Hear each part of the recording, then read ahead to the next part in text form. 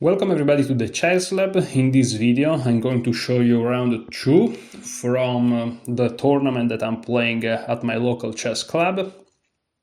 I won the first round. It was a very up and down roller coaster, let's say, because at some point I was even losing. But okay, in the end I managed to get the win, and so let's look now at this second game. In this second round I'm playing with the black pieces. My opponent opens with e4. Okay, so here I already started to think, believe it or not, because I'm gonna tell you the truth, I don't know what to do after e4. Now, of course, like, I've been playing the Caro Kann, I've been playing the French. I've also been experimenting a little bit with e5, believe it or not. Even c5, right? But I really don't know exactly what to do. I think that on Chessable there is a course coming up this year from a very strong grandmaster that is gonna tackle what to do after one e4. Some voices speculate that is about c6, the Caro Kann. However, I don't know, because like so many courses have been uploaded on Chessable of the Caro Kann by very strong grandmasters. So I don't know, it's weird that there's gonna be like a third strong grandmaster that offers the Caro Kann as a possibility, but maybe he will, I don't know. So I think I'm gonna wait for that course. So at the time being, I'm building my repertoire what to do against d4. I'm gonna have to tackle what to do against knight f3 and c4, and then I'm gonna look from the white side, trying to figure out something. But yeah, when it comes to e4, I'll wait to build this repertoire, probably around the half of the year. Maybe even later in the year this course is gonna come out. It's gonna be multiple parts most likely, so I don't even know if I'm gonna have the full repertoire by the end of this year, believe it or not. But anyways, this is a little bit of a tangent. So e4, I decided eventually to play c6 because this is perhaps what I know best, which doesn't mean that I know it well at all, it's just I know it better than other moves. That's what I'm saying. My opponent went with d4, the main move. I don't know if you remember, but in my first game I was playing with the white pieces, and here in this same position I played d3, but my opponent went for the for the main line, d4. I played d5, and here knight to d2. If you see knight to d2, you don't have to be scared. Knight to d2 or knight to c3, they kind of transposes. So I decided to play d takes e4, and even if the knight was here, is the same position after knight takes e4. So here we are in the classical variation of the Caro Kann, and here I decided to play knight to f6. Now, in the past I used to play knight to d7 here, which is some people call it the Karpov, some people call it something else, but I like to call it the Karpov. Knight to d7, the idea is that if you play knight to f6 immediately, which is what I played in the game, after knight takes f6 and e or g takes f6, you have the double pawns, and this is something that, you know, if you're a very like classical player, when I say classical I mean in like a very like classical sense, if that makes sense, you know, you may not like this, but in reality the double pawns here are not a problem at all. So I play knight f6. Here there are many moves, well, not really. There is knight g3 and knight takes f6. There is also knight g5, which may constitute a problem if you're playing blitz or bullet, but in classical is not a big deal really. My opponent played the main line, which is knight takes f6, and here I played e takes f6. So here actually I've been studying quite a bit, so I was lucky that my opponent ended up in this line, because in the beginning here there are many options, right? You don't have to play knight c3 or knight to d2, you can play also advanced, you can play e takes d5, that after bishop d3 is the exchange and after c4 is the Panov. You can also play yeah, no, that's it. So, oh, you can play f3, of course, this is what I played, the fantasy, but that's rare. But okay, after knight e2, d takes knight e4 and knight f6, even here, again, they can play knight to g3, they can play knight to g5, but knight takes f6. So I was lucky to end up in this position that, again, I studied quite a bit. Now, you may say, what's the course on which you studied it? Well, there is a very nice course by Lars, I don't know the name of the guy, Lars Landorf or something, Lars something. He's, if I'm not mistaken, a Dutch grandmaster that made a course for Chessable on the Caro Kann. I bought the version with just the notes, not the video. And that's a course I have. However, believe it or not, I haven't studied it quite well. I think I just looked briefly at the lines. However, there is an international master on YouTube. His name is Alex Banzea, and he's super famous. I think you should know him. I mean, if you know me, you should definitely know him. And he has a lot of very good videos on this variation, like very high quality educational content on YouTube for free on this line. And this has been actually my main source of learning material. Here the main line goes something like bishop d3, bishop d6, c3. No, sorry, if you play bishop d3 immediately, you lose the pawn. So first c3 to defend the pawn, then bishop d6, bishop d3, castle, queen c2, which attacks this pawn, and then rook e8 with check, and then something like knight to e2, and then there are two big moves, h6 or h5. Let me actually put it on the board.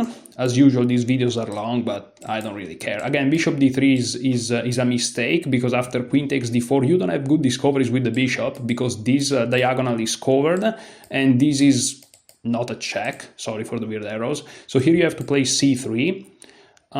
Here bishop d6, bishop d3, castle, queen to c2, threatening the pawn, but before defending it, rook to e8 check.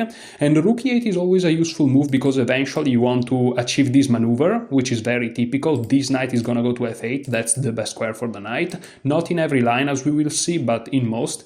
And after, let's say, knight to e2, and already this knight is perhaps not really well placed on e2, because one idea, right? Sorry if I'm going a little bit on a tangent, but one idea of playing queen c2 winning a tempo is that after knight f3 and bishop to g4, this is not a pin anymore, and so the knight may be happy to be on f3, but in reality, after rook e8, you have to play knight e2. Truth be told, the knight on f3 in this line is not necessarily very good, right? And on e2 in the future, he may go here to the f5 square. And here it's a little bit tricky, because, okay, now you really have to defend this pawn. If you play h6, h4 can be very, very annoying, already threatening h5, ideas of sacrificing the bishop for the pawn and just checkmating this king after the h file gets opened.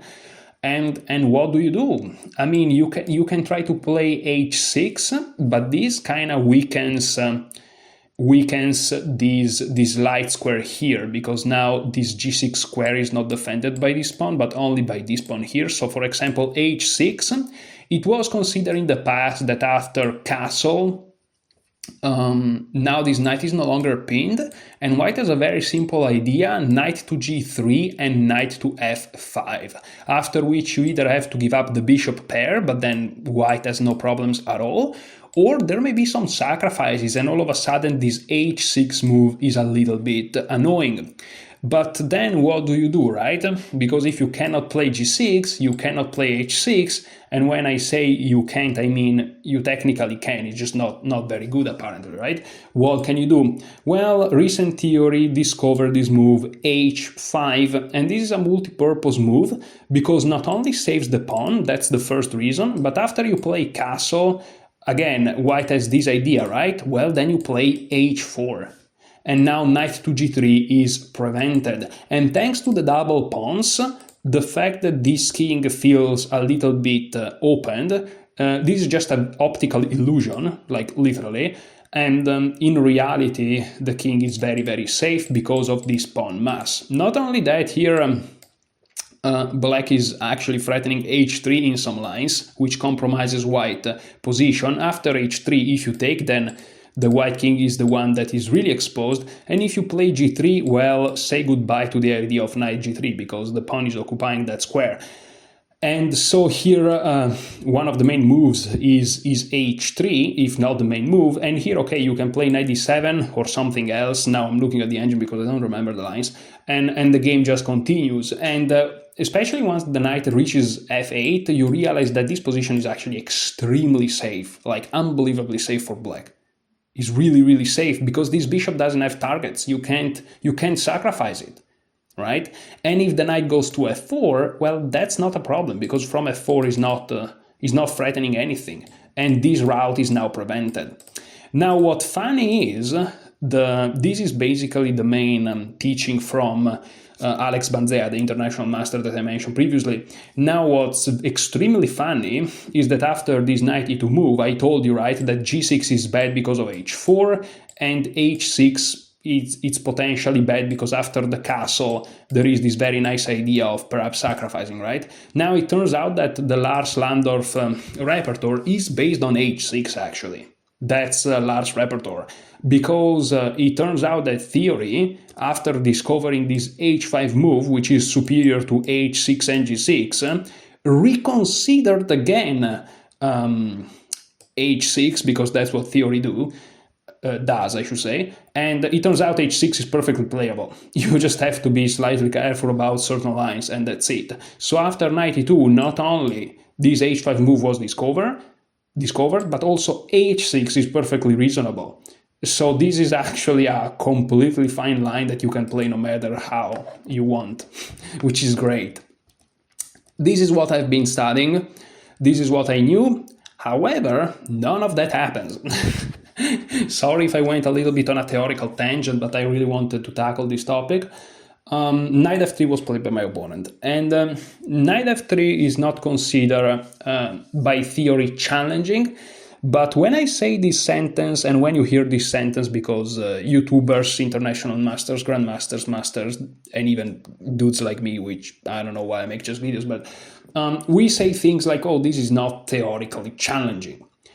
You don't have to then believe that this is an easy move to face. Like, now we play chess, okay? It's just that according to theory, which basically means when super nerds, grandmasters face each other in very important tournaments, is not like super sharp, right? Whereas something like c3, bishop d6, bishop d3, castle, queen c2, and now you have to decide what you want to do. Let's say you play h6, okay, then I'm gonna play, well, you play rook e8, check first, knight e2, and then you play h6, okay, I'm gonna castle. How you're gonna deal with this, you have to know exactly the right moves. This is what I mean by theoretically challenging, right?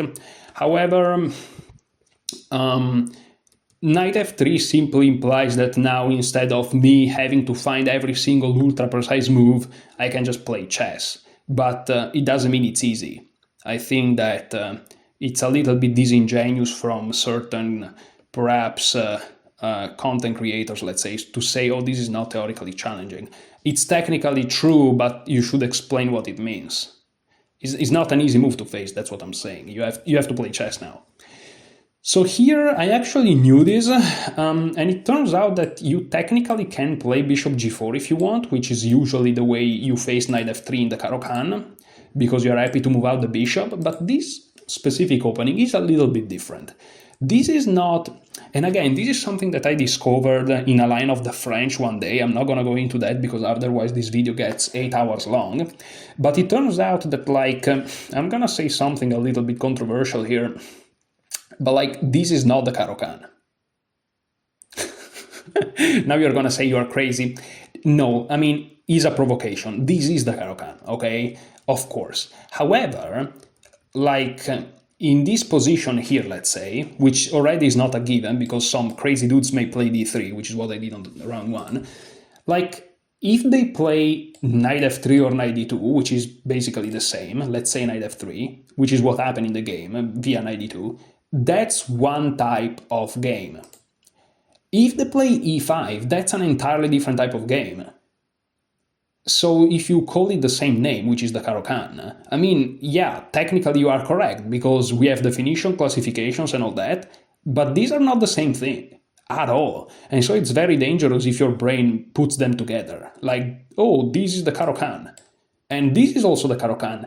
Yeah, no. I mean, yes, but not in practice, you know? So I know this sounds a little bit weird, but I really wanted to mention it. Or for example, taking and then playing bishop d3, that's an entirely different thing. Or even crazier, taking and then going c4, the Panov. Are you kidding me? That's so different. So what I'm trying to get to is that you may say, usually here in the Caro Kann, as soon as they play knight f3, well, you want to play bishop g4 because this bishop is finally out of the famous pawn chain. But this concept here is irrational. There is no pawn chain. You are never going to play e7, e6. The pawn is here. So this flexibility of mind and ideas is so important. And that's why here, playing bishop g4 is perfectly reasonable, you can do it. However, after bishop g4, there are certain lines where, you know, something like bishop to d3, and then bishop d6, and then check, and it can be annoying, right? I'm not saying that this line that I showed is correct, but to be really, really precise, here you want to play bishop to d6. And again, if you see bishop d6 without my explanation, you may have kind of a irrational, I don't know how to say it, but like you get triggered. Yeah, an irrational trigger to be like, oh, but what about bishop g4, putting the bishop outside of the pawn chain without realizing that there is no pawn chain here. Again, this is not the typical Caro Kann with these pawns here, okay, because the pawn is here. Again, this is very, very important. So bishop d6 is a little bit more accurate because if they play queen to e2 now, well, then they're locking the bishop in. And if they move the bishop out, well, then you can castle, and queen e2 is not a check, meaning by moving this bishop here and not this bishop here, you are allowing castle. Even if you play bishop b4, again, it's fine, but this is a little bit more precise. Now queen e2 is playable. And here you can basically play whatever. I think after queen e2, the best move may be bishop e7. Believe it or not, because again, now they compromise this situation here. And you're going to play bishop g4 after you castle, and they're going to have problems on this diagonal, on this file, on this pawn, right, after rook e8. So, yeah, nuances, but important. So hopefully, despite this being a little bit long, you are appreciating those nuances, which these are the little things that eventually improve a player's game, like not just specifically in this line, but also in general. So okay, here my opponent played bishop to e2, very logical, very sensible. I castled, and bishop e2 is an annoying move because it may seem like bishop d3 is more active, which, I mean, it is, but again, knight g5 is never possible because this pawn is actually a strength and not a weakness, believe it or not. But actually bishop e2 is very annoying because now bishop g4 is not that impressive. It's like, I'm not pinning. What am I playing bishop to g4 for? And if I play bishop to f5, it may be attacked. So developing this bishop is actually not that easy thanks to bishop to e2. So bishop e2 is not to be underestimated. Okay, here I castled, and here my opponent played something very, very interesting, which is bishop to e3. And bishop to e3 is something that makes me think, of course, because it implies that maybe my opponent wants to play queen d2 and long castle. And this is, of course, changes matter completely compared to short castle, because then the nature of the game changes. If they long castle after queen d2, then it becomes a race to who gets first to the other person's king.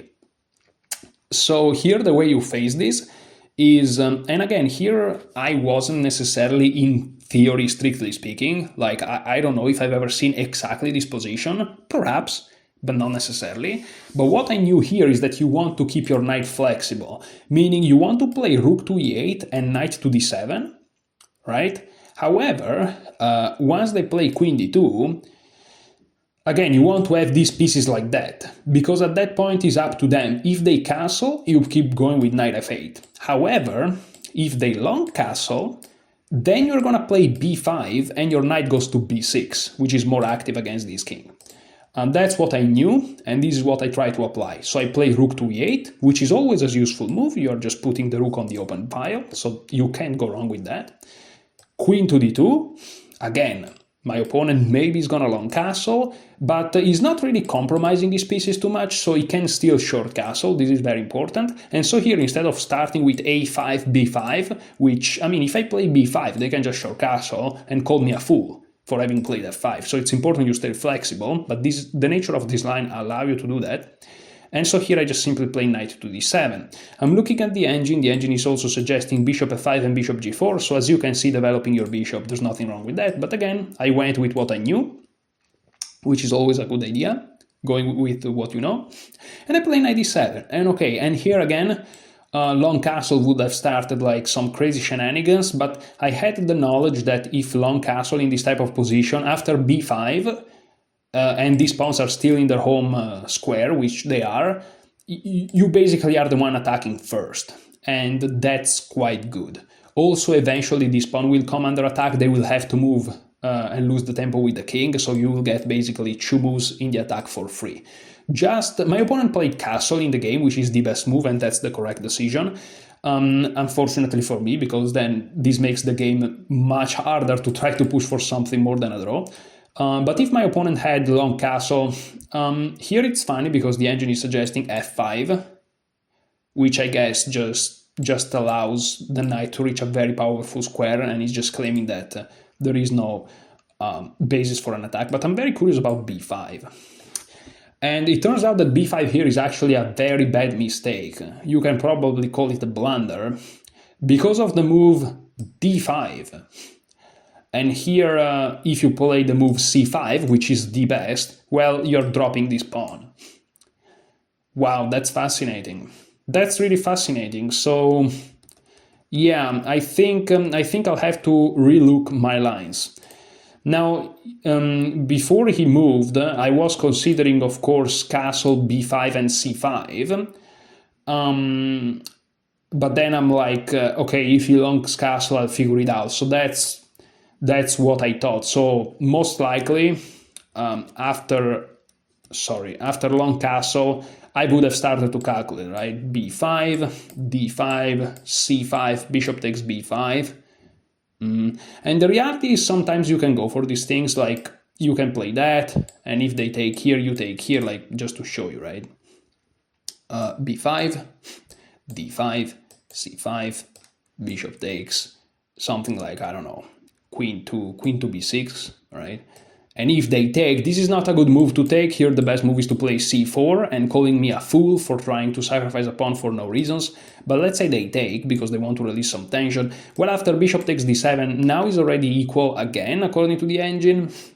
And the position is not so simple. I have the bishop pair, which again is not necessarily like a deal maker, but you know, all of a sudden this file is open and bishop can come here to trade itself for the knight, and then this bishop can come here to add pressure. This bishop cannot come here because of the pawn.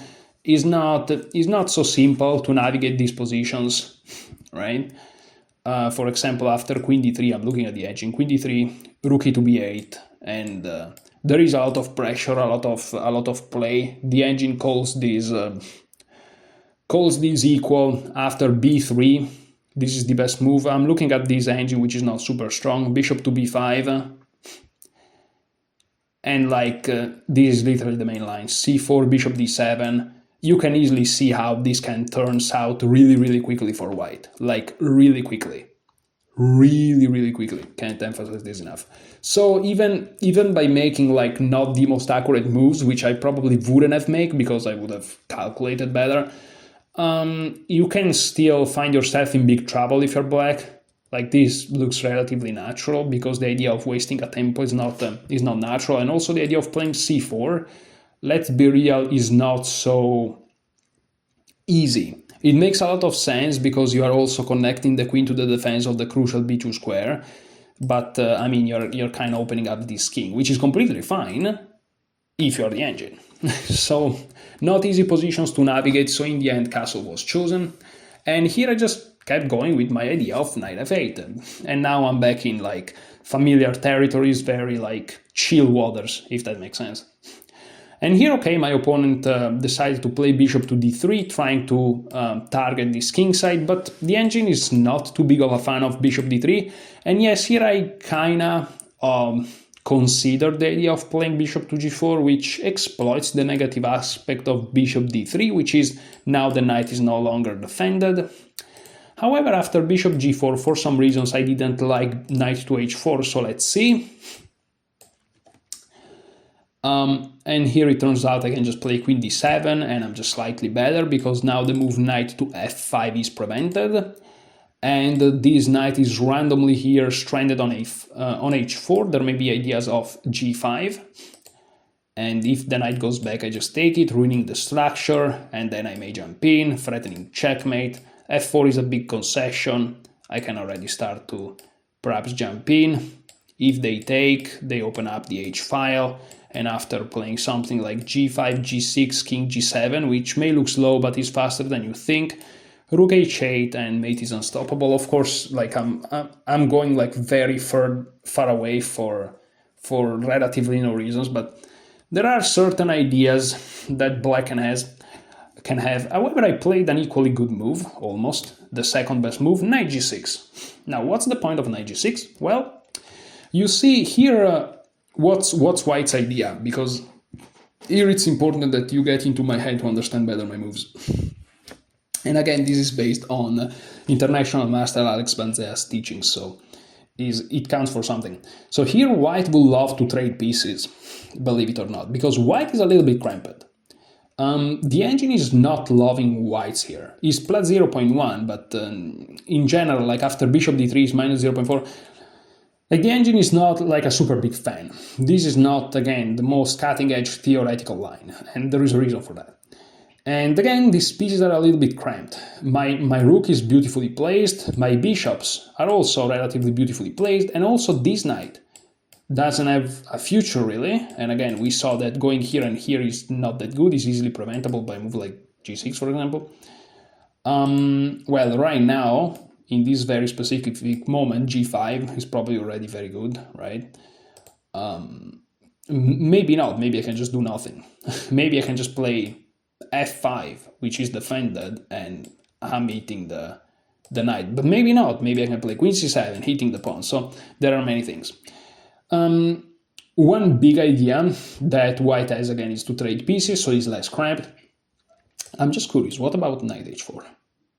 Yeah, after knight h4, actually f5 turns out is a very good move, because here you have two threats. One threat is to take the knight. However, if the knight goes back, you have this very tricky move f4, which traps the bishop. Now you may say, what about bishop takes?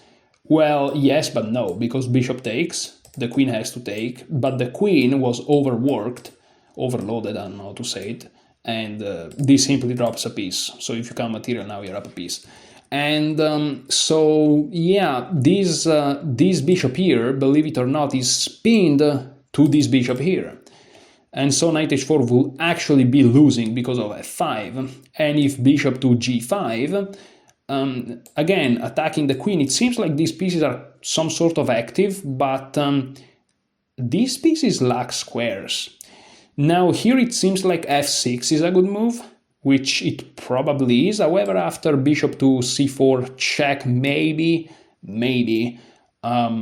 white kind of gets out of the way. However, there is a very beautiful tactic. If you want to like stop the video or wait until I drink a little bit of water, I've looked at it because of the engine, to be honest, but now you know there's a tactic, so feel free.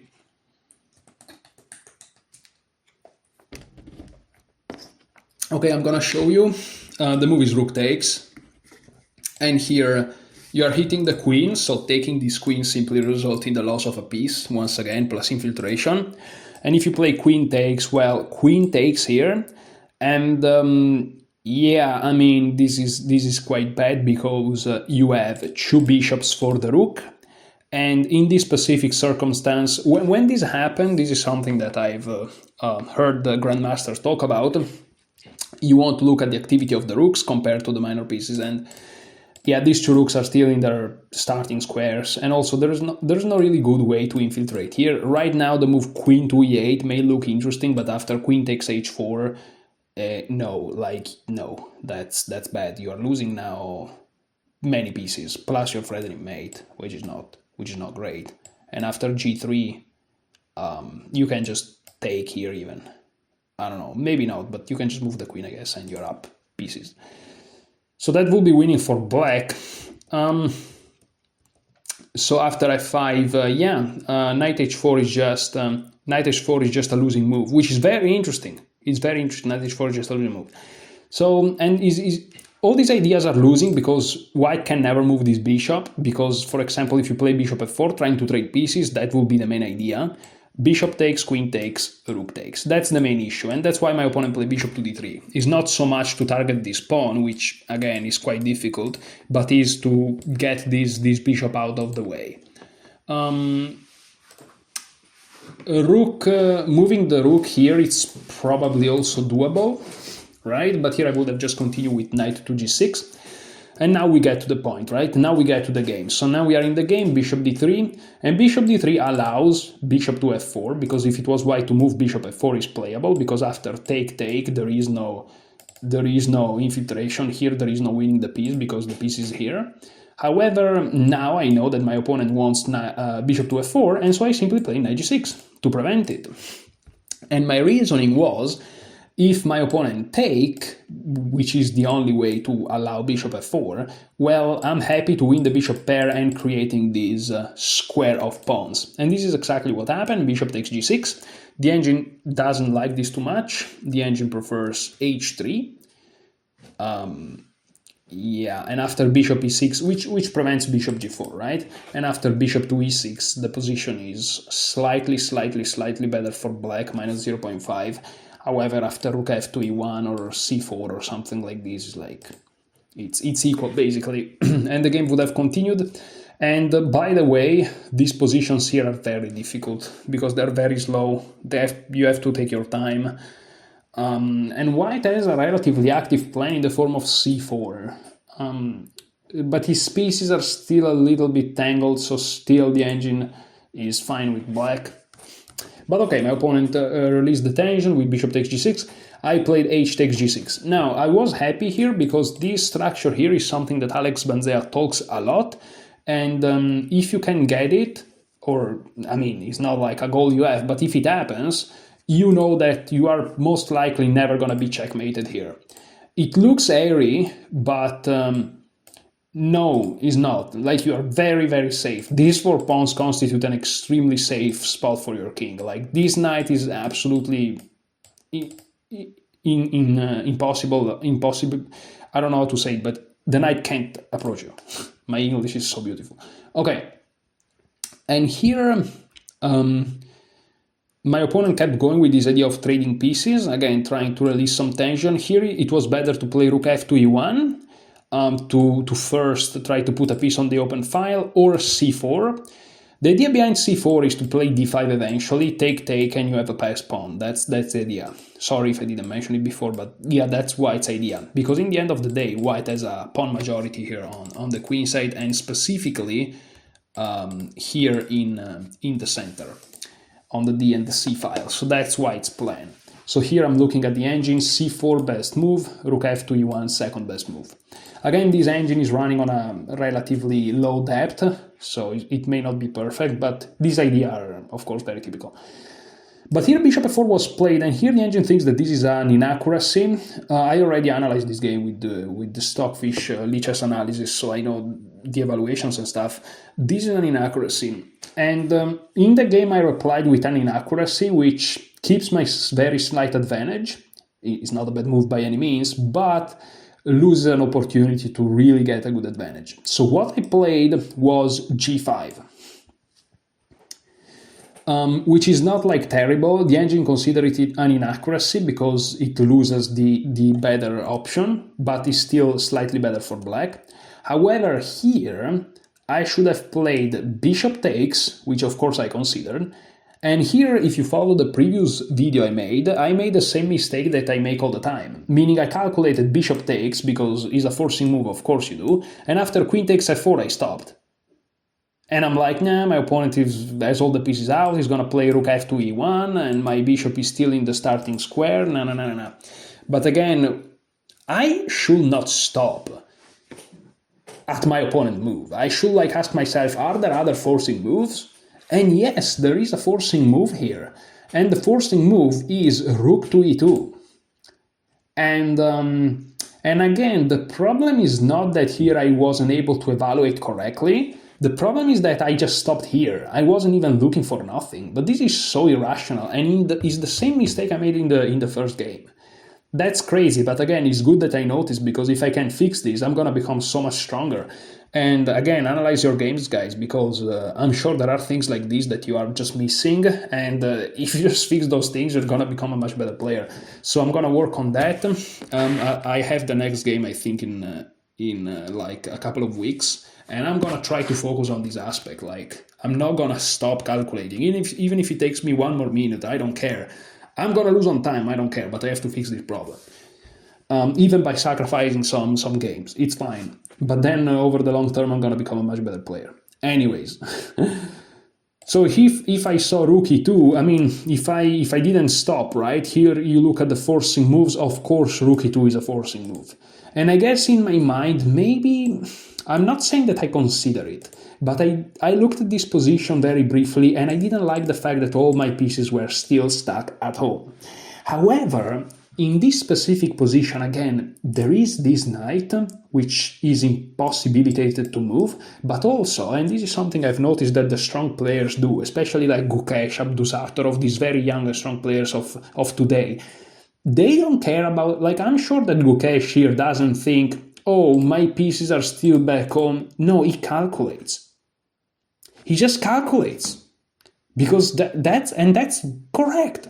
And this is not something that, oh, these young people do it. No, Kasparov would have done the same. Fischer would have done the same. And believe it or not, even Karpov would have done the same, right? They would have just calculated.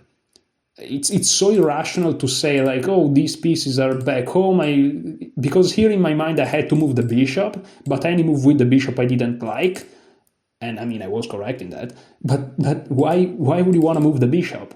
Well, because you have to finish your development. Yeah, but finishing your development is a guideline, right? It's useful in general, but you gotta be concrete also, especially if you start to be on a higher level. If you are watching this and you are 800, right? Okay, you want to finish your development, but, well, if you are 800, your opponent is 800, and they play like this, they're probably cheating, right? Because an 800 doesn't play like white here. White is playing much better than 800, but if you are 800, okay, you may want to develop the bishop, but at my level, you should start to be like, okay, what about being concrete? And so, okay, rook e2, I would have, of course, started to calculate, and then it's a matter of whether or not I would have evaluated this position as good for me.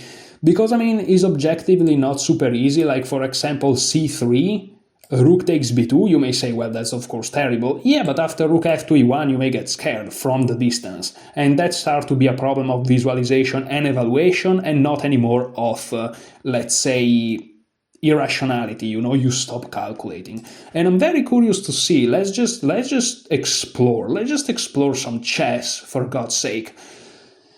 Okay, so here, by the way, the best move is d5. This is the best move according to the engine. Then I'm gonna explore what happened if c3 or something like that, or even rook here, and I don't know, something, right? It's irrational because we are looking at it like with our eyes, but you have to look at this with your mind's eyes. From here, you have to see relatively far, not even too much, but complex positions. So, okay, the best move is d5 according to the engine. And after queen takes d5, yes, white just sacrificed the pawn. However, there is rook a to d1 or rook f to d1. It seems kind of the same. Let's go with rook f to d1.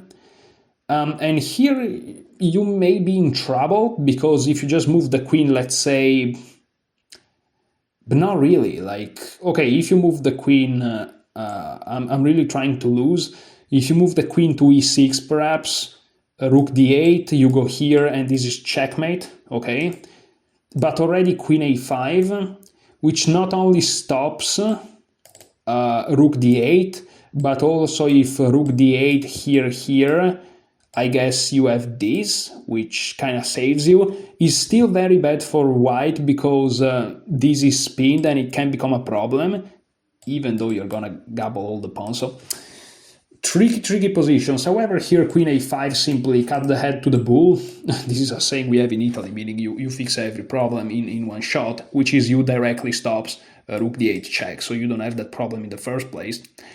And here b4 may follow, because again, if you go, let's say, to a3 or to a4, saying I'm attacking this pawn, then you're getting bamboozled, right? So that's not good.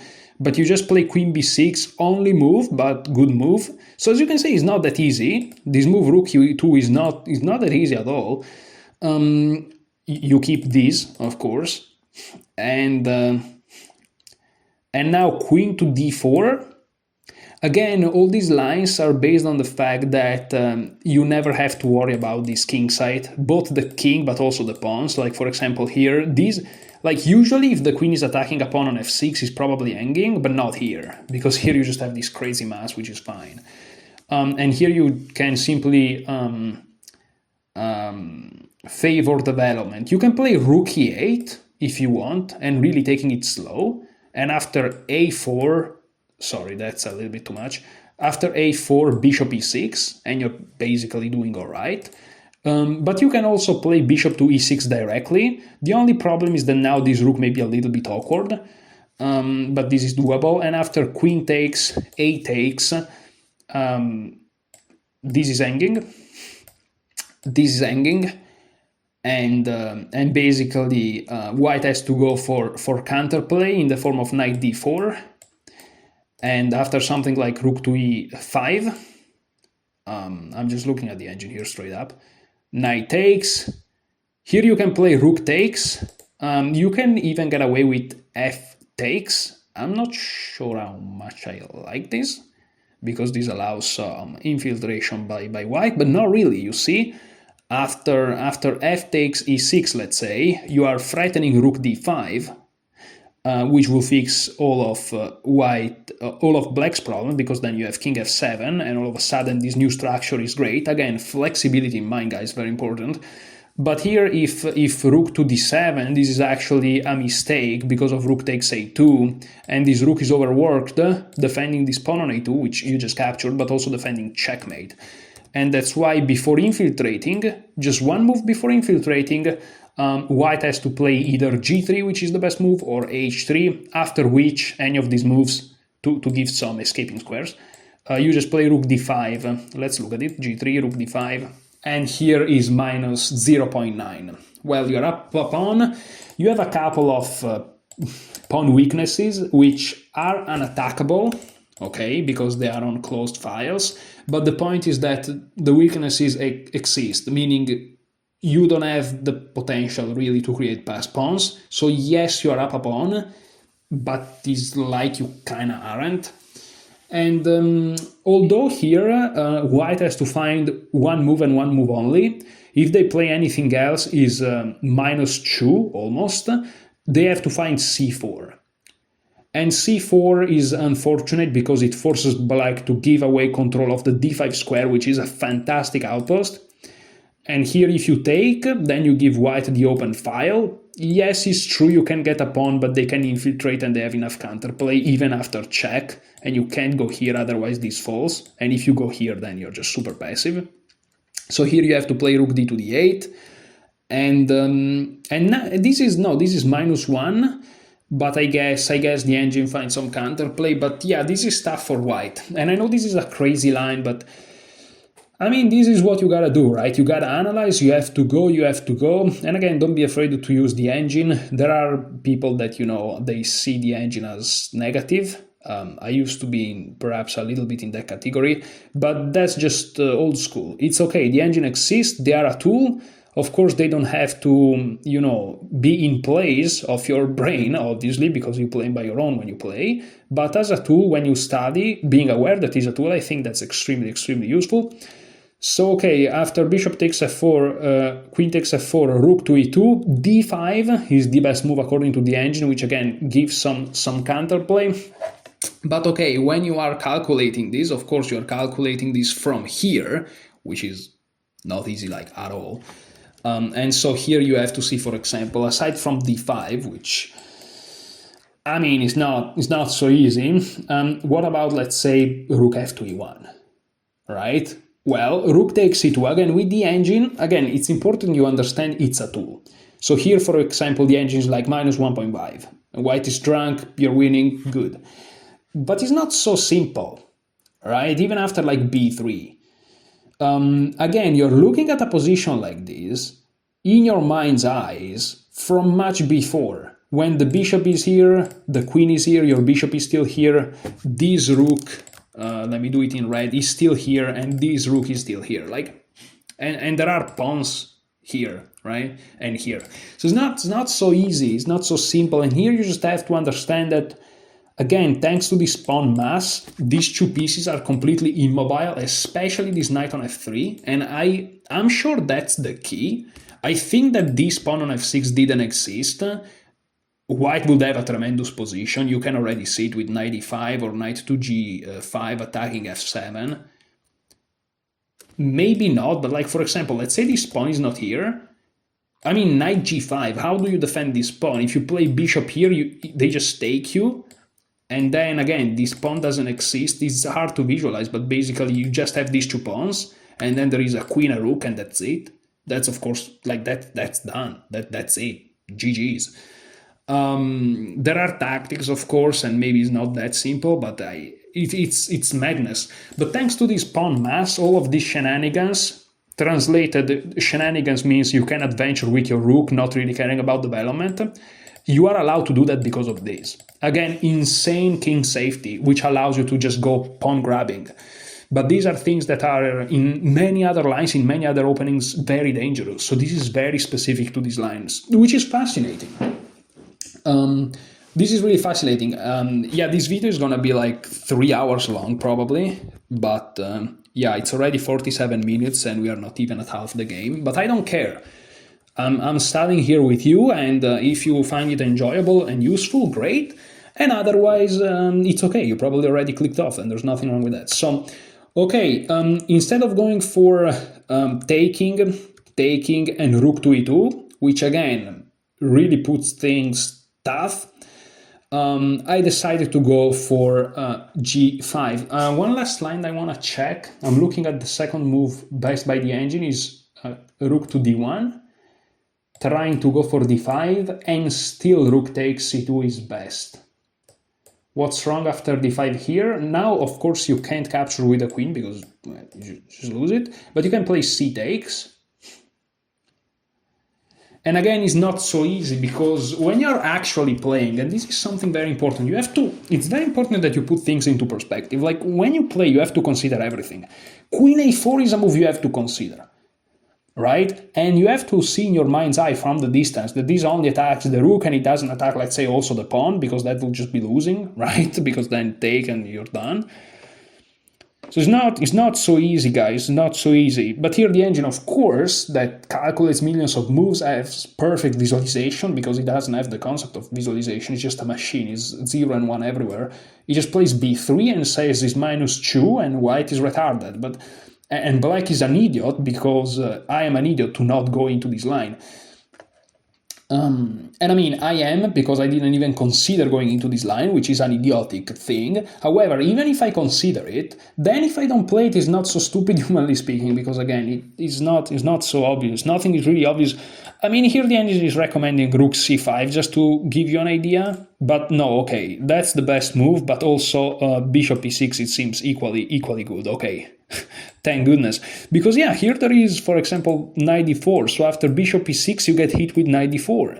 Now, it's completely fine, because the engine says so right now, but like, let's say this position here, you have to see it from here.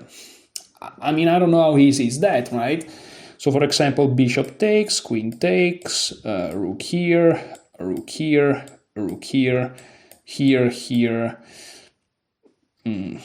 Yeah, I already lost myself. That's great. That's great. b3, bishop here, defending the pawn, knight here, forking. Yeah, that's not easy. That's not easy. So, but if you don't see clearly, it's a little bit of a trouble. However, I want to say something. Refuting to go deeper into this also prevents me from training, because if I'm in the game and I consider bishop takes, queen takes, rook to e2, I force myself to train visualization, because I'm like, okay, how can he defend, right? And what about defending this pawn passively, right? Well, then I attack it again with bishop f5, but I'm also threatening rook to e4, right, which attacks the queen, and this seems decent, okay. And let's look at it too. Bishop takes, queen takes, rook e2, and let's say rook f to c1. And here again, bishop f5 is good, g5 is also good, and the queen kind of is without squares. But let's look at bishop f5. How do you defend the pawn? Let's say c3, but then this hangs the b2 pawn, and this seems quite clear. Also, you have to notice that this bishop looks at the square. And yeah, you just won a pawn. So, okay, as you can see, you have to see that, but you have to see all these things, right? And then there is also rook here. Is there a difference, perhaps? I don't know. You have to kind of have to look at that. There is also knight to e1 that you have to look at, right? Knight to e1. This is a move that I saw now from the first time. I didn't even what? But now bishop f5 is strong, because again, you're threatening this. But are you? Because after you take with the bishop, queen f5 attacks the queen, the queen attacks the rook, and if the rook moves, this bishop hangs. It's not easy, I'm telling you, it's not easy. Chess is not easy. and okay, here of course, if you play c3, this hangs, and if you defend, these times it seems like you are in time, but now rook e4, the knight is no longer defending this pawn, so this will win the central pawn. So there's always something. So yeah, it's not super easy to see rook e2, because again, I'm trying to get ahead of myself. I'm trying to be like, I don't know, maybe rook e2, or he just plays c3, or rook e2, or he just defends, or he just plays knight e1, but that's irrational. You have to calculate move by move. You have to be like a machine. Is there a forcing move? Yes, this is an attack. Okay. Can white defend? First of all, does white has checks, captures, attacks, threat of mate? No. So can he defend? Yes. How many ways? Well, there is c3, this hangs this. Can he play rook here? Yes. What's my best move? Well, are there forcing moves? Yes. I can attack the queen, which is funny because it's the best move, but probably I would have looked at bishop f5, which attacks the pawn, keeps attacking the pawn. Can they defend? They can play c3, but then the pawn drops. What can they do? Well, they can go here, okay, but now the knight is not defending the pawn anymore, so now this wins this pawn. Yeah, but again, the main problem, the easier problem to fix right now is that I didn't even begin to investigate rook e2. Again, that's my mistake, right? Aside from further considerations, I stopped here, and that's the mistake. Because even after rook e2, if you miscalculate, okay, whatever. You're just gonna keep calculating every game until you get better and eventually you get stronger. But if you refuse to even try, because for irrational reasons you stop, that's just it. And I made the same mistake in the previous game. But again, so happy to see that that's my main issue, apparently. And I don't know, I feel like that's the main issue for most players, at least at my level, because it's kind of tricky. It's kind of tricky. I just realized it now, and I'm making this mistake from years probably. So okay, now I'm gonna go a little bit faster because the video is is now 54 minutes, and yeah, I'm gonna be a little bit faster. It's a fascinating game, but I'm also tired, so the quality of the analysis wouldn't be that great. So bishop takes, but yeah, here the point is again, if I found this. That would have been a solid -1 with absolute perfect play by white. So there are some good chances that I would have probably won the game here, right? Again, a master would have won the game here. So see the difference? A master would have won on move, 15, 16 in my first game, and this is move 14. So a master by move 20 would have won both games. That's insane. This shows you the difference. Oh, how do masters do it? That's how they do it. They just don't take silly, rational decisions like I did. But again, we are here to learn, so it's fine. So g5 I played, which is not terrible, but again, it's not decisive, or like, it's not the best. Bishop takes, queen takes. So this is now the game. This is minus 0.5. It's not bad, but again, I kind of missed the better opportunity. And okay, here my opponent tried to trade the rooks.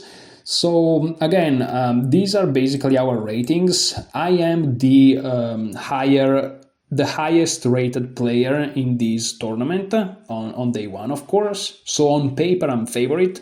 So maybe my opponent was trying to kind of, trade pieces, liquidate, and perhaps make a draw with the favorite to win the tournament on day one, which is a very sensible strategy. So maybe that's what was going on. And also rook f2e1 is a completely fine move. However, here I declined the trade. I can play bishop e6, of course, but I wanted to move my bishop here, perhaps to kind of annoy this knight and create some perhaps weaknesses and some chances. And so I decided to play rook d8. Which is okay. Now I have a couple of threats, actually. I'm threatening bishop g4, and maybe even g4, because bishop to g4 not only threatens to ruin the structure, but let's say it's my turn, I play bishop to g4, and they play queen d3. It's true that I don't ruin your structure, because you can take with the queen, but I win a pawn. So that kind of was my point, and notice is how after I take here, and let's say take here, this is never hanging. Like, these pawns are really safe, even now that I push this. And also notice is this structure here against the knight, in general it's very useful because it completely dominates the knight. This is something that I learned from Grandmaster Raven, but okay. I'm just gonna cut it short at this point. So here my opponent tried to defend. The engine doesn't like it too much. The engine preferred h3, which kind of plays against this bishop g4 idea. But after h3, I mean, moves like g4 were in the hair. And it's very fascinating that after h3, the engine is suggesting g6, which is very sensible, with the idea king g7. And only then you play g4, and after take, you may want to take, play rook h8, having some threats here. So very, very fascinating move, h3, and then very calmly g6. Yes, because after h3 and g4 takes, if you ever play g6, there is queen h6. Instead, by playing g6 and king to g7, you are controlling this square, so queen h6 is never available, and you are preparing slowly g4, right, after h3. So they cannot just go knight to h4, which, by the way, is even less effective now, but also they will just lose a pawn. Very, very fascinating stuff. I would love to stay here for hours, but let's just keep going. So, okay, rook to e1, and here we start to play very precise chess. Not that the position is super complicated, but we start to play some really precise chess. I really like this part of the game. I really felt like I was playing strong against a strong player. I really like this. So bishop g4. I'm pinning this knight, and I'm very simply threatening to take, and not winning your pawn, not winning any pawn, but just ruining your structure. I'm gonna go g6, I'm gonna go king to g8, to g7, I'm gonna be super safe, and maybe I play rook h8 to try to checkmate you, maybe I just go for the open file, but I feel good. So bishop g4. My opponent plays queen to c3, which is the best move, it's very sensible. Now if take, this pawn is defended by the rook, so he doesn't lose pawns, he doesn't get his structure compromised, it's great. So best move. Here I played queen to f4, also a good move. Again, threatening to eventually ruin his structure. True, I'm not gonna checkmate him on h2 most likely because I don't have the queen on this file, but still, his structure is ruined, and I'm just gonna play an endgame with a slightly better structure. True, my pawns are also doubled, but his pawns will be doubled and isolated, which is much worse. And also he would basically have 3 isolated pawns. I have 0 isolated pawns. So that's a big difference. Okay. But my opponent plays one of the best moves, queen e3. Again, very good move, saying if you take here, I'm first gonna take here. And yes, I'm gonna have the 2 isolated pawns and all that, but you have a triple pawn. You're not gonna win. And he's correct, I'm not gonna win. I played the best move, queen f5, keeping the tension. I'm very proud of this move, which I saw from the beginning. I saw it from here. I'm very proud of this move. I saw all of this. I'm very, very happy about this. Queen f5. keeps the tension and renews the threat, because the point wasn't that the threat is stopped.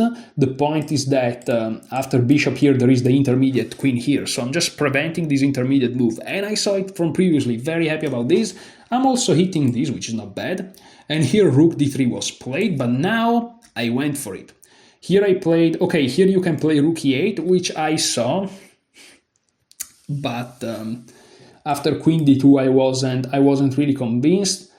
I played bishop here, which is fine.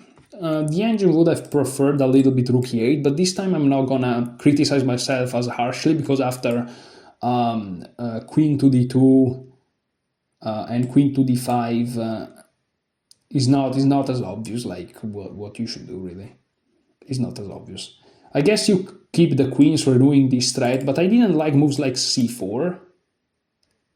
Okay, let's look at what happened, like rook here, queen here, queen here. Oh, c4 can't be played, I just take. And then this is decent. Oh, but the knight is not pinned, it can just go back. Oh, but then rook e2 follows. Yeah, maybe I should have gone for this idea. Oh no, but after here, this is defended. So there is not even a threat. Yeah, no, there is no threat here. I mean, for example, h3, that's the best move according to the engine. Here I should play rook e4.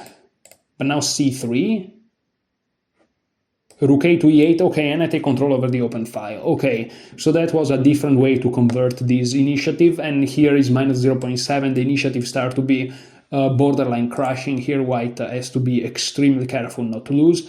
Okay, but that was already a little bit more advanced to my taste, so yeah, I'm not gonna criticize myself too harshly. Also, maybe I'm a little bit tired, maybe I should criticize myself harshly, but bishop takes f3, queen takes f3, queen takes f3, and pawn takes. You may say, why not rook? Because, and this I saw from the very beginning when I play bishop to g4, I saw similar lines to this. The rook is overworked very, very nicely, and again, very nicely that there is this f-pawn. With the g-pawn on g5, 99% of cases this pawn is hanging, but not now, because I have this very weird formation, so all my pawns are defended. And this is also very well guarded. So g takes is forced, and here, listen, here we enter an endgame. And from here, again, another hour is probably required for this game to be analyzed, but, and maybe I'm gonna stay here an hour, I don't know. The problem is my throat is a little bit hurting, because when I talk a lot, that's what happens. So, okay, I played rook d6, which I felt was a good move, because I can always, if I want, go to e6. And here, my opponent played c3. I felt like this was a little bit slow, but I could be wrong.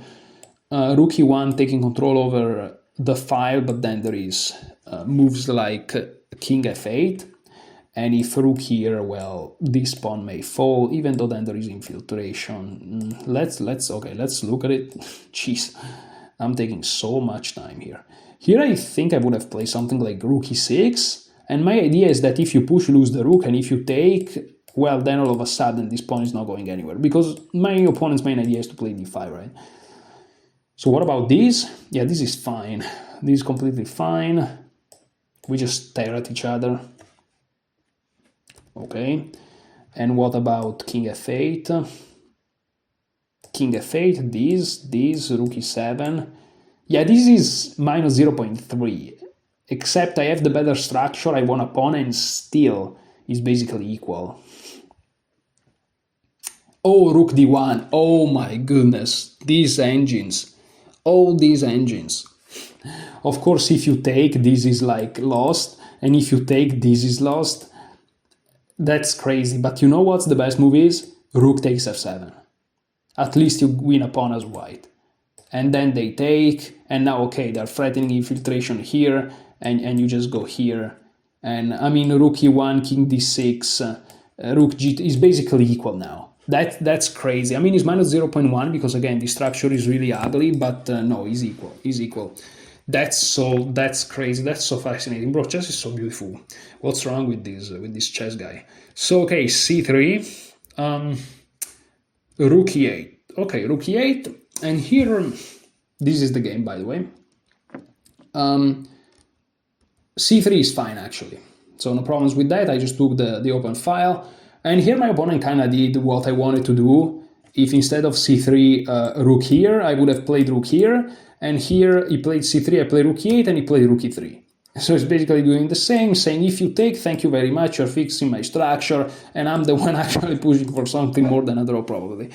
Is objectively all very equal most likely, but still. And he's threatening my rook, so I can't just fall asleep.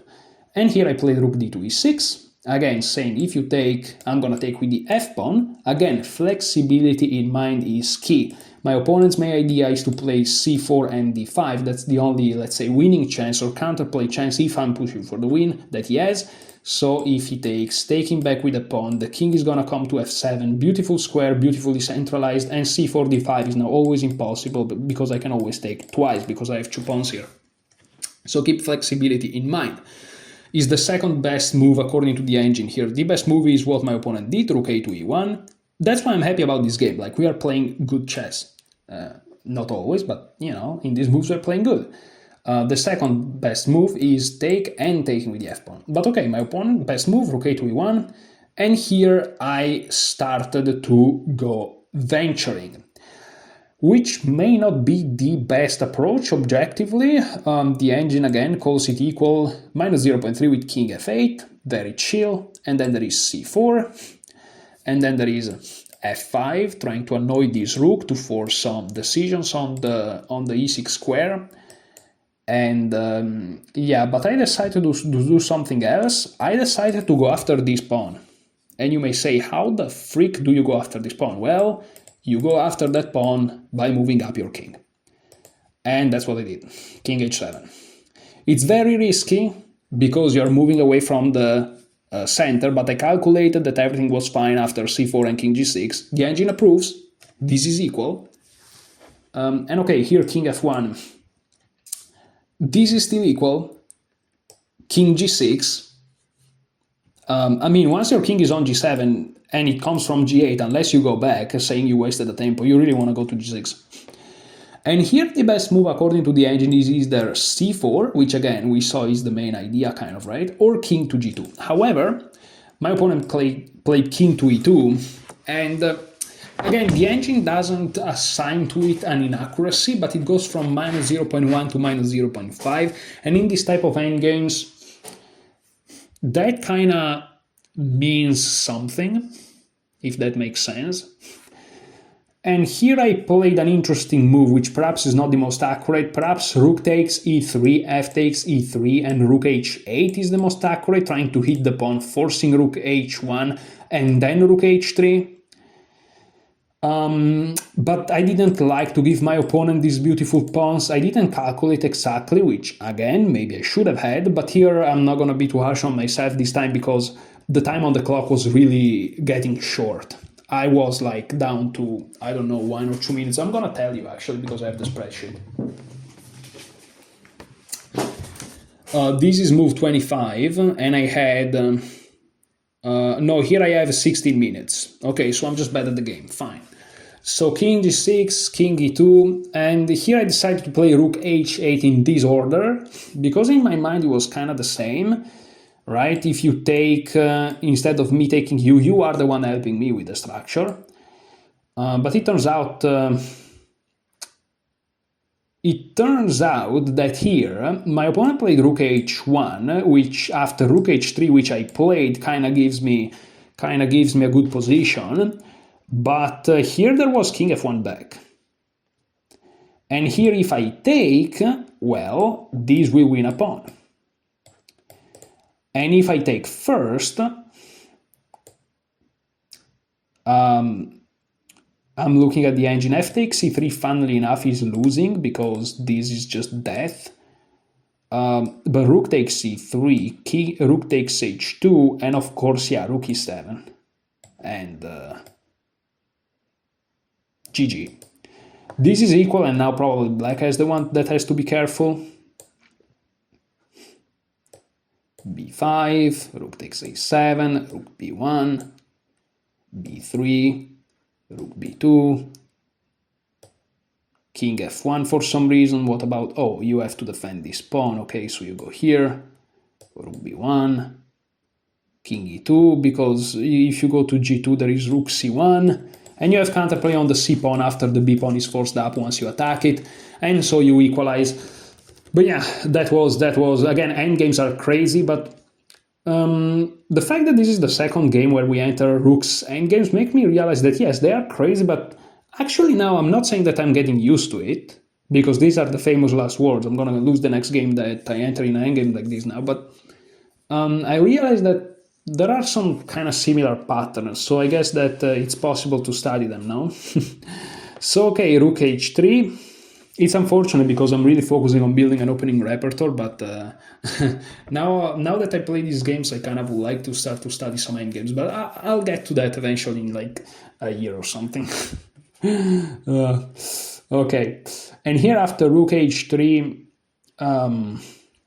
my opponent played c4. He kind of started to go for counterplay, and here I finally get this king f5 in, and here b3. The engine prefers b4, he thinks it's a little bit more active, but okay, b3. And here, perhaps g6 was kind of more of a, chill move to just defend this pawn, because there are some lines where this pawn takes, and then this pawn is hanging. And you may say, what? That's impossible, because it seems like it's so far away. But trust me, it's gonna happen. I'm gonna lose this pawn eventually in this game. Of course, I have the benefit of hindsight, but yeah, just playing g6, making sure that everything is protected. In the end of the day, this is the semi-open file, so just make sure that the base on this pawn is protected. But this is a super high level prophylactic move. Karpov, Petrosian, they would have played g6 without even thinking about it, but I wouldn't even consider it. But yeah, the end is just g6, and you're just better. But I rushed, of course, because that's what happens, which is not bad. It's just, g6 would have really been a touch of class if you want. And now rook g1. Here I'm threatening rook here because this is pinned.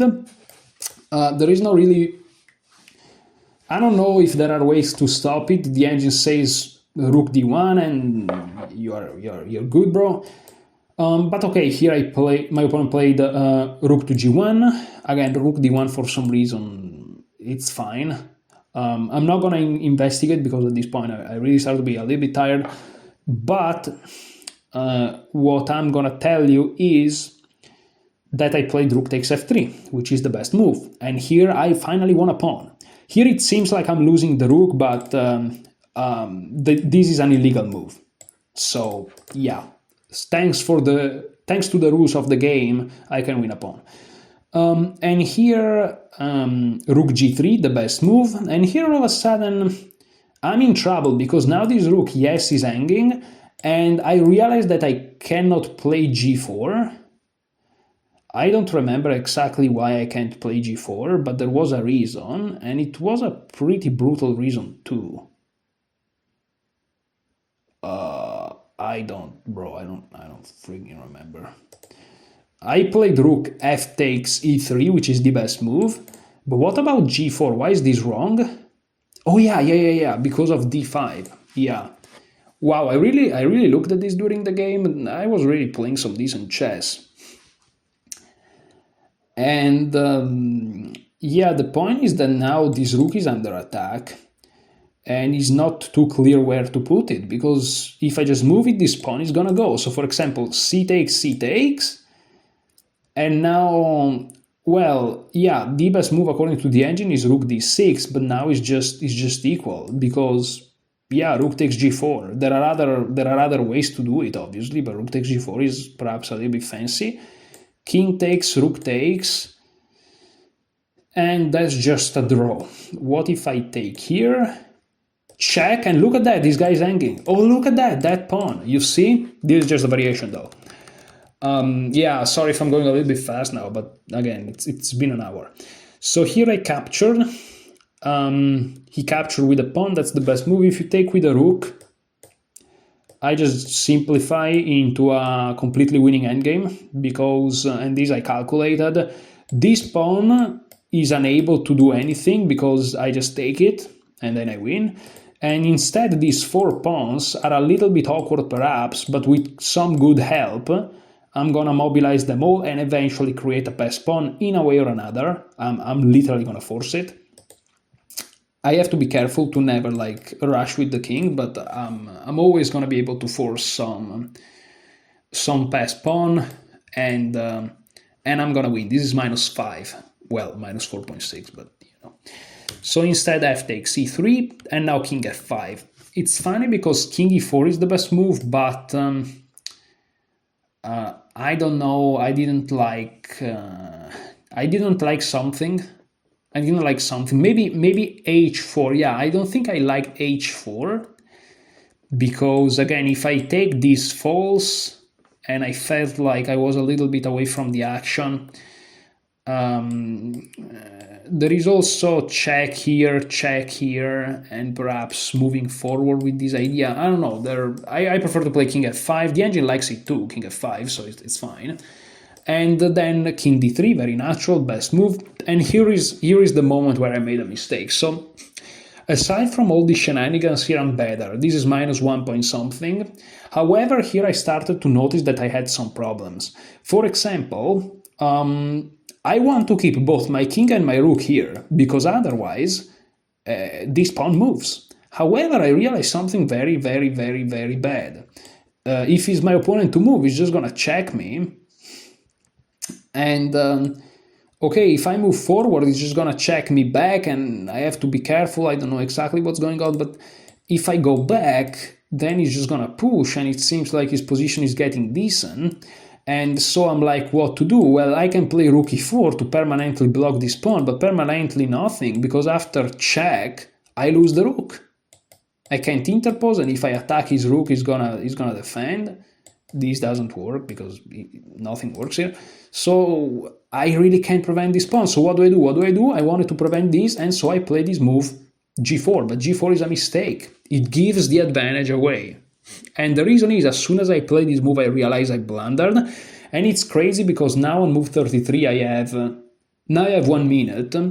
So yeah, now it's just shenanigans. And my opponent has move 33. My opponent has 3 minutes, but on the next move he has 1 minute and 52. So because he had to make sure, of course. And he plays the best move, and the best move is h3. And he played it, and when he played it, I'm like, no. Now, first of all, I thought I threw away my advantage, but then I'm like, wait, am I losing? Am I losing this? So I played g takes h3, and the idea, of course, is rook takes g7. So notice how in a lot of these lines, this pawn eventually hangs. And here, this pawn is also under attack. Now, here I'm very happy because there is just one move that keeps me in the game. If I don't find this move, the second best move is a6, and after rook g3, eventually this pawn is going to be lost, and is plus 0.4. However, there is one move, and one move only, that keeps it minus 0.1, meaning equal, but white has to be perhaps slightly careful. And I found it. Here I was almost panicking, but with a minute on the clock, I'm like, no, wait.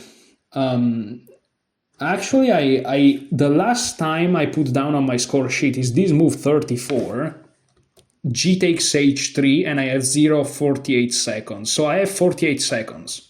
0 is the minutes. I have 48 seconds here. So here I have like around a minute exactly, almost. And I realized, wait, he is winning here in the center. He is winning here on the queen side. So the only asset I have is this pawn. This is a passed pawn. Go back to Endgames 101. Passed pawns. However, if I push it, he's just gonna stop it and take it. And if I try to approach here, well, that's illegal. So I need my rook to be under the pawn. And I can do it by doing this. However, after he plays that, I can't approach with the king because this rook will fall. So my only hope is to go rook e8. And if he does nothing, if he takes, well, then I'm going to play rook h8. And yes, you can take all the pawns in the world, but after h2, I'm going to have a queen. You're not going to even be able to sacrifice your rook for it. And after rook to e8, if you go here, well, now I don't have any rook to defend, so my king can move and I can approach the pawn. And I didn't know if that was okay for me, losing, drawing, winning. I didn't know. But I realized that that was my only hope. And I realized with, again, around a minute, so I'm very proud of rook e8. Rook e8, I think that if I didn't find rook e8, I would have probably lost the game. Maybe is a little bit of a big word, but I think I would have lost the game if I didn't find rook e8. My opponent played rook h7, and here I went king g4, of course. So now at least I keep my pawn. And here it's crazy because, and we looked at the game, we looked at this after the game. My opponent opened the smartphone to look a little bit at the game with the engine, and he showed me this position, and we were both very surprised because here he played d5, which looks very, very human, but is a blunder. d5 looks human because, I mean, we both have under a minute, basically, right? So you see things much faster than being calm right now. And you see that, I mean, black is just going to push the pawn, so you really want to find counterplay. Now, it turns out that the best move, according to the engine, the only move that keeps equality, because d5 is the second best move and is a blunder. The only and best move is this very counterintuitive, if you ask me, king to e2. And we were both very surprised when we looked at this. And I mean, of course, now it kind of makes sense, right? But the point is that, white is just keeping it together. I mean, black has no way to progress here, right? Or even here. The only way black can do anything is here. But now this king and this rook are more than enough to like make sure that everything is fine. For example, if I try to move forward, rook g7, and now, unlike the game, I cannot approach, which is what I did in the game, and that was much worse for white. So that's crazy. So okay, d5, very natural move by my opponent, but again, a bad move. And so c takes, and now I played king to g3, which is an inaccuracy. It turns out rook e5 is just better. Oh, okay, rook e5 is better because now I realize the point. In the game I saw it, but I didn't understand because my idea was just to attack the pawn, but I'm like, okay, e4, he defends. But actually rook e5 has two threats. The first threat is sure, attacking the pawn, and if the pawn pushes, you can always grab it. But also the other idea is just to go to h5, and now this is unstoppable, which is pretty brutal. Also, even if I promote and my opponent promotes, in the end, there is this skewer. Ugh, this is so bad. This is so bad. Ugh. Okay, d6, that's the line according to the engine. Here, of course, if you take here, you lose this one, and then you're in trouble. So this, and now this, and this is -3, so... But I missed it. I played king g3, and now, again, king e2, essential move, but rook g7 was played, and this gives me time to play king f2, and this has two ideas. One, I'm getting out of the check. Two, I'm preparing rook h8. Three, I'm threatening rook takes e3. And noticing all of these things, my opponent, out of desperation, decided to play, well, not necessarily out of desperation, this just makes sense. He decided to play e4, but this is a blunder according to the engine because it allows rook h8, after which the promotion is unstoppable. Again, the best move was very like counterintuitive. It was rook h7. And here I can still have a big advantage only with king g2. Which is crazy, and after the check I go back but to f3 for some reasons, and this is better. But listen, after rook h7, this is not that good, because after king d4, basically I don't have time to push, and also I don't have time to bring the king closer, and so I will have to lose a tempo with my rook, with something like rook to f3, after which d6 just gives enough counterplay.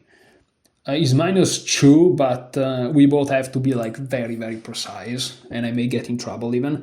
Yeah, Insanity. My opponent plays e4, which is, yeah, I said out of desperation, but I really shouldn't have said it. This is just a natural human move. Yeah, so e4, but now, okay, rook h8, and now this is winning. I mean, easily winning. That's what I mean. So rook takes f7, I push, check. Yes, I'm giving away all of my pawns, but there is no way for him to even sacrifice his rook for the pawn. Because if that was the case, then I may even lose, but there is no way to do that. Okay, rook f3, check, I move, and here there is no checkmate. It may look a little bit awkward, but there is no checkmate, there's nothing. And I'm just gonna trade rooks, and then the queen is gonna be able to clean up. These pawns are too far away to cause any issues. The king is too exposed. And so my opponent resigned. And so I ended up winning also this second game. And what a game it was. I have many things to say, believe it or not, but I'm just gonna shut up. I'm gonna let you go. I'm gonna let my vocal cords go. Thank you so much for watching. Well, the third round is gonna be played in a couple of weeks, I think. So you're not gonna get a video in 2, maybe even 3 weeks, because it's not that I make the video exactly the day or the day after. So yeah, I'll see you in a while. Thank you so much for watching. Enjoy your chess.